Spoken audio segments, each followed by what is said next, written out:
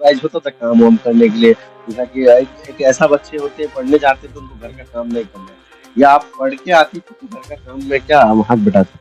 करना पड़ता था थोड़ा बहुत, मम्मी भी करती थी, लेकिन करना पड़ता, थोड़ा बहुत काम भी किए हैं मतलब। तो हाँ। घर में प्रेशराइज मम्मी लोग नहीं, करती? प्रेशराइज़ में हमको कभी नहीं किया, और मैं ये भी प्रेशर नहीं किया कभी, खुद से ज़्यादा मेहनत किए हैं। बहुत आजकल के बच्चे हैं, छोटे-छोटे बच्चों को प्राइवेट स्कूल में दाखिला करा दिया जाता है, लेकिन मेरी हालात ऐसा नहीं था। मेरा अब्बा भी डेथ कर दिया जिस टाइम हम 6th क्लास में थे, उस टाइम मेरे अब्बा भी चले गए। तो फिर लाइफ में बहुत उतार-चढ़ाव आए, फिर हम पढ़ाई छोड़ दिए। जैसा फिर कि 9th में जाके मैंने बताया कि आपकी आर्थिक स्थिति भी काफी ज्यादा डाउन थी आप लोगों की, और जिस प्रकार से जो स्ट्रगल हुआ आपको पढ़ाई के लिए, उस दौरान कैसा लग रहा और कहाँ से मेंटेनेंस किया आपने इतना स्ट्रगल करने के बाद? मैं इसमें मेन भूमिका किसका था और कौन आपको सहायक? सबसे मेन भूमिका मेरे मम्मी का है, क्योंकि इस उम्र में वो खुद से सारा काम की है, जो एक मतलब खुद से कुछ कर नहीं सकती, लेकिन मेरे लिए बहुत कुछ किया है, जिसका शायद कभी शुक्रिया ना अदा कर पाऊँ। और मेरा भाई, नौशाद भाई, खुद के बारे में ना सोच के मेरे बारे में सोचा, खुद कुछ नहीं किया। खुद खुद उसका भी एडमिशन कराए थे, बट वो अपना एडमिशन कैंसल कर दिया मेरी वजह से। अपने आपकी बच्चों को खुशी के लिए पढ़ाना ज़रूरी है, क्योंकि इससे पढ़ाने से सिर्फ नौकरी ही नहीं मिलती, एक अच्छी ज़िंदगी मिलती है, एक अच्छा नागरिक बनता है। एक मतलब शिक्षा ही ऐसा चीज़ है जो समाज में कुछ अच्छा करने पर मतलब जैसे कि उसको मान मिलता है, अपना उतना सम्मान होता है। शिक्षा बहुत अच्छा चीज़ है जो गरीबी मिटाता है, ऊँच-नीच की भावना मिटाती है, मतभेद मिटाता है। क्योंकि ऐसा कुछ कर दिखाया है, और क्योंकि हर एक व्यक्ति को, हर एक पेरेंट्स को ये चीज सोचना चाहिए, क्योंकि बताया आपको इतना आर्थिक स्थिति भी खराब, काफी ज्यादा टफ, और इन लोगों की जो स्थिति है काफी ज्यादा टफ थी, और बहुत ज्यादा यानी कि टफ रहने का कारण में फिर भी इन्होंने चैलेंज को पूरा किया, तो ये बहुत बड़ा सराहनीय है। मेरा किसी का तो डिस्ट्रिक्ट नहीं हुआ है, मैं अपना डिस्ट्रिक्ट में हुआ है। ज्वाइनिंग लेटर मिला है? ज्वाइनिंग लेटर नहीं मिला है, और 23 तारीख को मेरा ये है काउंसलिंग है, और मतलब वेरिफिकेशन है डॉक्यूमेंट का, उस दिन मतलब लेटर मिलेगा। उसके बाद फिर डॉक्यूमेंट्स लेके शायद काउंसलिंग में जाना पड़ेगा, फिर ज्वाइनिंग लेटर मिलेगा। तो अल्लाह तो इस बहुत प्रकार अच्छे से से आप पढ़ाएंगे। इतना स्ट्रगल मैं बचपन से अब तक प्राइवेट स्कूल का शक्ल नहीं देखी, कैसा प्राइवेट स्कूल होता है, कैसा कोचिंग होता है। बचपन से अब हम सारा चीज खुद से पढ़े, कभी किसी ने नहीं कहा कि पढ़ने बैठो या पढ़ने जाओ, हम खुद से पढ़े हैं। दिलचस्पी थी आपको पढ़ाई? दिलचस्पी थी बचपन से ही। तो आपको तो मुकाम अपना आपको मिल गया है। तो देखिए दोस्तों, कि बेटी ने ऐसा कुछ कर दिखाया है, तो दूसरे को भी समझने योग्य है। अपनी बच्चियों को बिल्कुल आवश्यक पढ़ाएं, अगर जो पढ़ना चाहते हैं और जिनके अंदर रुचि है पढ़ने के लिए, उनका ड्रीम है, तो बिल्कुल पूरा होना चाहिए दोस्तों। तो नमस्कार, आदाब, अस्सलाम वालेकुम, मैं हूं मंजर आलम, आप देख रहे हैं रियल न्यूज़। दोस्तों बता दें, बीपीएससी का जो नतीजा आया है कि कई बच्चे ने पास किया बीपीएससी, तो इसी प्रकार से चिरागाज की बेटी हमारे साथ जुड़ गई है, और पूरा मैं विस्तार से बताऊंगा। बने रहिए मेरे साथ, वीडियो को ज्यादा से ज्यादा शेयर करें, क्योंकि एक काफी मिडिल क्लास फैमिली से बिलोंग करते हैं लोग, और क्योंकि अ, इस टाइम अगर पास किए तो इन्होंने बहुत मेहनत करी, मेहनत के बाद उनको फल मिला है, तो मैं इनसे पूछूंगा। मेरा स्वागत है मेरे साथ। जी, मैं नर्सरी परवीन। मैं इस बार बीपीएससी फाइनल मतलब की टीआरई वाला बीपीएससी पास की हूँ, जो 7th फेज में मेरा ज्वाइनिंग होने वाला है।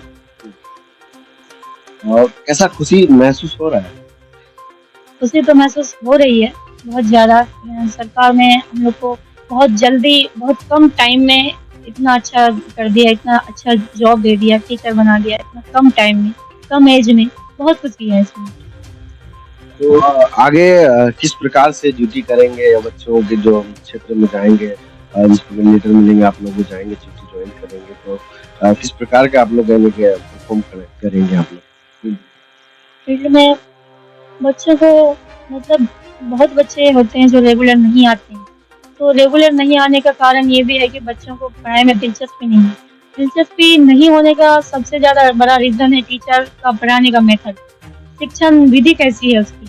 बच्चा अगर पढ़ाई में बोरिंग फील करता है तो उसको खेल विधि से पढ़ाएं, एक्टिविटी से पढ़ाएं, तो हर तरीके से अपनाएंगे, हर तरीके से पढ़ाएंगे बच्चों को, जैसे बच्चे सीखे, जिस तरह आसान हो। बच्चों को सीखने में जितना आसानी से समझ पाए, उतना आसानी से पढ़ाएंगे बच्चों को। मैं बता देना चाहता हूँ कि ये जो बच्ची है मेरे सामने दिख रही होगी, निराकाश की बेटी, मैंने बताया आपको कि इन्होंने कोई प्राइवेट कहीं पे भी नहीं पढ़ी है, जो भी शिक्षा प्राप्त किया है बीपीएससी का परीक्षा देके पास किया है सरकारी स्कूल से। ठीक है, मैं बता देना चाहता हूँ कि इस टाइम अगर सरकारी स्कूल में अगर इतना बड़ा इन्होंने पूरा एकदम चैलेंज पास करके यानी कि बीपीएससी पास किया, तो ये बहुत सराहनीय है। तो कहाँ से पढ़ाई शुरू हुई थी, आपको तैयारी कहाँ से? तैयारी हम खुद से ही किए हैं और यूट्यूब की मदद से पढ़े पहले, कुछ दिन बाद फिर हम क्लास ज्वाइन किए। यूट्यूब में समझ पड़ता था आप लोगों को? जी, यूट्यूब में भी बहुत अच्छे से पढ़ाते हैं और यूट्यूब में भी समझ पड़ता था। यूट्यूब में बहुत कुछ पढ़े यूट्यूब से।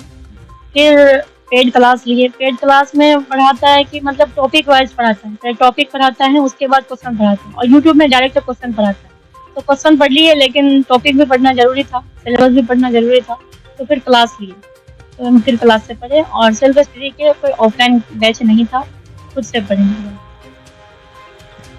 तो आप जैसा कि पेरेंट्स को क्या संदेश देना चाहेंगे?